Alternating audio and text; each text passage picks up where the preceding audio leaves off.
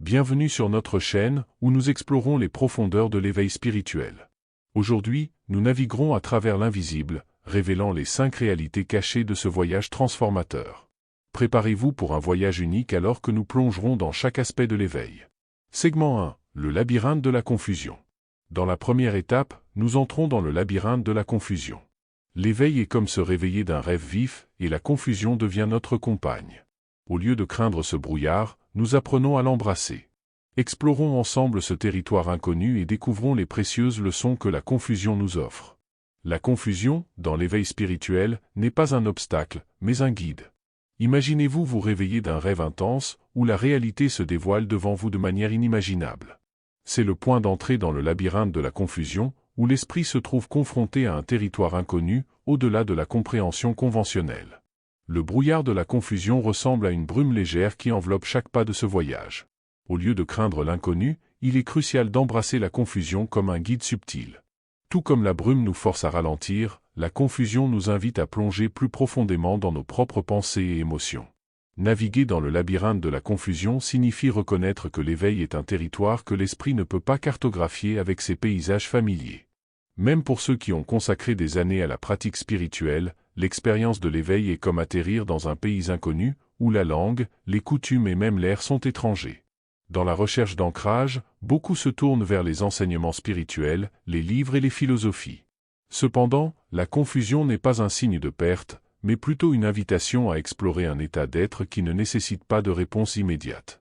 La confusion est comme une brume qui force l'esprit à ralentir, permettant à la véritable sagesse intérieure de se révéler dans les moments de silence. Ainsi, dans le labyrinthe de la confusion, au lieu de rechercher des réponses immédiates, la sagesse profonde émerge lorsque nous nous permettons de nous asseoir dans l'incertitude. La confusion n'est pas un obstacle, mais plutôt un sentier sinueux qui peut être plus long, mais riche en vues panoramiques que nous aurions pu manquer sur le chemin droit. Voyez-le comme une invitation à creuser plus profondément, à écouter plus attentivement, et à exercer une patience et une ouverture auxquelles nous n'avions peut-être pas accès auparavant. Dans le labyrinthe de la confusion, chaque pas est une opportunité pour apprendre, grandir et devenir plus conscient de la tapisserie complexe de l'éveil spirituel. La confusion n'est pas un détour, mais plutôt une partie essentielle du voyage, révélant des vérités qui ne peuvent être découvertes que lorsque nous nous aventurons en dehors des limites du connu. Alors que nous sortons du labyrinthe de la confusion, nous emportons avec nous non seulement des réponses, mais aussi la capacité d'apprécier la beauté du voyage. La confusion n'est pas un obstacle, mais plutôt une invitation à embrasser l'inconnu et à permettre au voyage spirituel de se déployer naturellement. Dans ce labyrinthe, nous découvrons que, souvent, ce sont dans les moments de confusion que nous trouvons les perles les plus précieuses de la sagesse intérieure. Ainsi, le labyrinthe de la confusion devient une danse entre le familier et l'inconnu, où l'esprit cesse d'être simplement un cartographe et devient un explorateur courageux de l'immensité de l'éveil spirituel. En embrassant la confusion, nous permettons au voyage de nous guider vers une compréhension plus profonde de nous-mêmes et de l'univers qui nous entoure. Segment 2. La déconnexion. Dans la deuxième étape, nous plongeons dans l'expérience de la déconnexion. C'est comme syntoniser une nouvelle station de radio qui résonne avec votre âme, tandis que les anciennes fréquences deviennent statiques. Explorons ce voyage de transformation, où la déconnexion se révèle comme un chemin vers l'authenticité et la croissance spirituelle. La déconnexion, dans l'éveil spirituel, est un phénomène qui se déploie comme ajuster le cadran d'une radio. À mesure que nous nous rapprochons de notre moi authentique, certaines anciennes fréquences deviennent statiques, déformées ou complètement silencieuses. Cette sensation de déconnexion peut se sentir comme si nous accordions une nouvelle station, une qui résonne profondément avec notre essence, mais au prix de perdre l'accord avec les anciennes stations.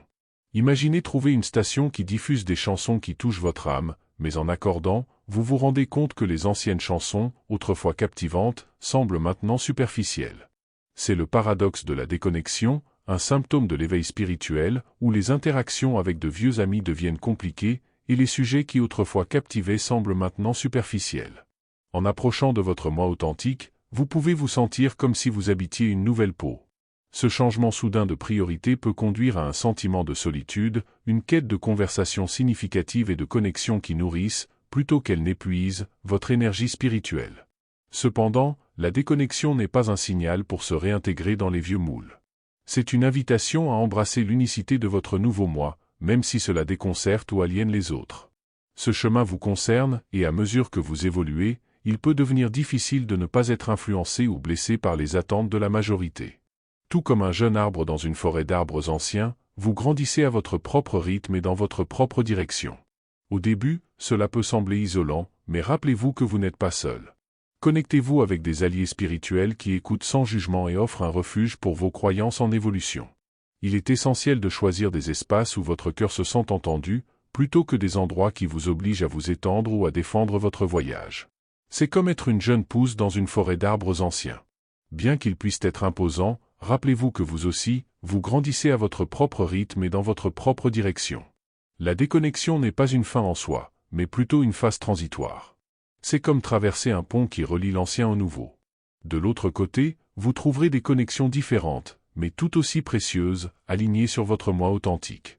La déconnexion est un appel à l'authenticité, à rester fidèle à vous-même, même lorsque le monde autour de vous semble étrange.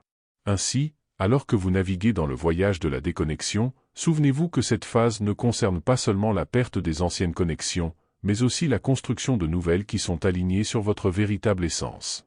Accordez-vous à l'authenticité et permettez à la déconnexion d'être un portail vers un réseau de connexions plus significatives et enrichissantes. En embrassant la déconnexion, vous ne vous libérez pas seulement des anciennes fréquences statiques, mais vous vous accordez aussi à la symphonie authentique de votre moi intérieur. C'est un chapitre du voyage spirituel qui révèle que, souvent, en perdant certaines synchronisations, nous gagnons une connexion plus profonde avec l'essence de notre âme. Segment 3, la danse avec la douleur. Dans la troisième étape, nous entrons dans l'expérience de la danse avec la douleur. C'est un paradoxe intrigant de l'éveil spirituel.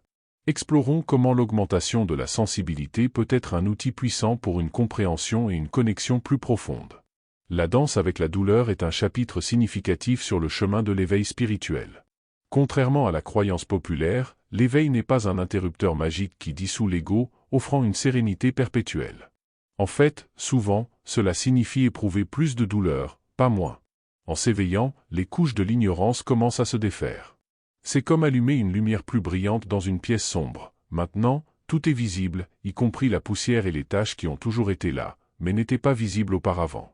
Dans l'état éveillé, il devient plus facile d'entrer dans un état de conscience intensifié. Cependant, les habitudes sont puissantes, et occasionnellement nous pouvons revenir à nos anciens modes inconscients. Dans ces occasions, la douleur devient plus palpable, une sensation plus profonde qu'auparavant. Cette augmentation de la douleur ne concerne pas seulement votre propre expérience, c'est aussi de devenir profondément conscient de la souffrance des autres et de l'angoisse collective du monde. Les sens sont intensifiés, l'empathie et la sensibilité, autrefois des produits secondaires, deviennent maintenant des caractéristiques principales de votre état éveillé. Aussi paradoxal que cela puisse paraître, la douleur que vous ressentez est en fait un indicateur positif. Cela montre que vous êtes profondément accordé à la vie. Essayer d'éviter la douleur ne fonctionnera pas. Si vous essayez, elle reviendra avec plus d'intensité. Au lieu de cela, trouvez un moyen d'exprimer cette sensibilité accrue. Si les larmes viennent, laissez-les couler. Si un cri est sur le point de sortir de vous, laissez-le sortir. Canalisez cette émotion vers des entreprises créatives, comme l'écriture, la peinture ou le jardinage.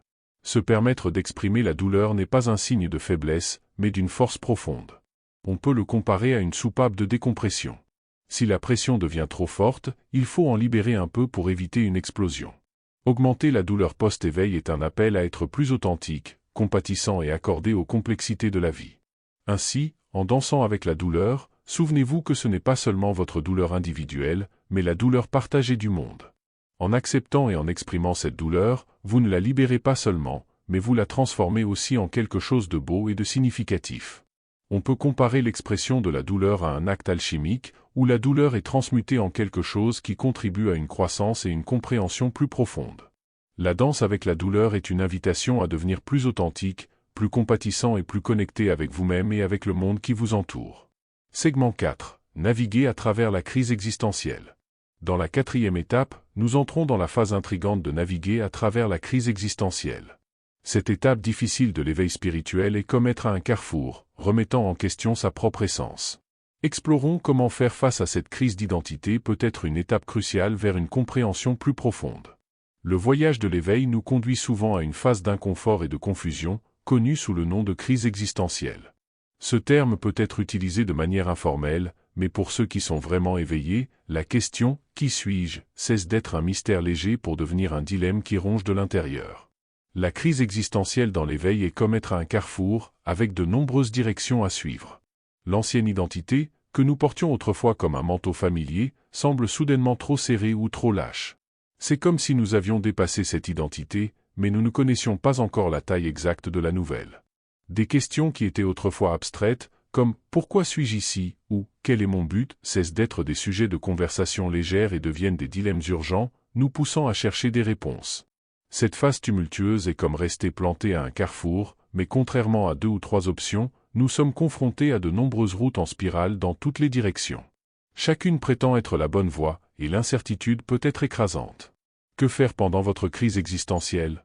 Tout d'abord, reconnaissez que vous ne pouvez pas revenir en arrière. Votre ancienne identité est un chapitre clos, et essayer de le rouvrir ne vous apportera que du mécontentement. Deuxièmement, ne précipitez pas le processus. Les questions sans réponse sont inconfortables, mais elles indiquent aussi que vous êtes au bord d'une compréhension plus profonde. Si vous avez accès à un mentor ou à un guide, c'est le moment de rechercher leur sagesse. Cependant, si vous affrontez cela seul, faites confiance à l'univers.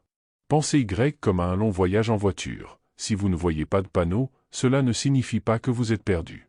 Continuez à conduire, appréciez la vue, et avant que vous ne le sachiez, vous trouverez les panneaux qui vous guideront vers la prochaine phase du voyage.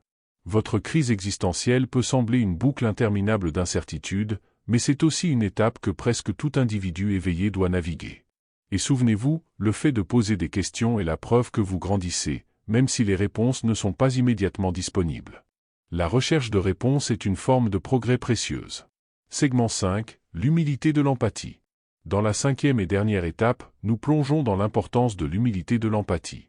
Il est facile de se sentir illuminé après l'éveil, croyant avoir déverrouillé un secret cosmique. Cependant, il est crucial d'aborder cela avec humilité, en se rappelant que votre voyage est unique. Explorons comment l'empathie peut être une lumière directrice, sans tomber dans le piège de la supériorité.